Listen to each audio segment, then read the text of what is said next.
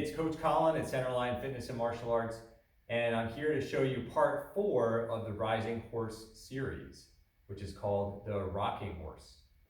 So starting from the floating tabletop here, which is where I'll be after I finish part 3, I'm gonna hop my feet a little bit wider than my shoulders. I'm gonna walk back into a low squat position. Then I'm gonna lift up my chest, my knees are out wide, sitting up tall. I'm gonna push back onto my heels and exhale, and then I'm gonna pull my weight forward onto my toes and inhale.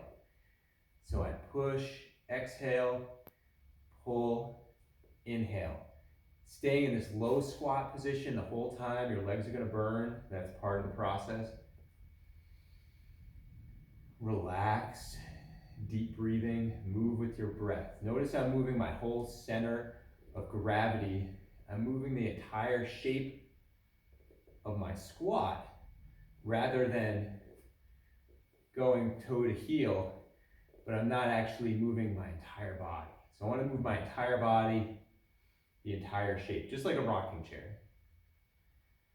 So we do that 3 to 5 times, and then when you're done, just come back into your floating tabletop to finish. So that is part 4 of the Rising Horse series.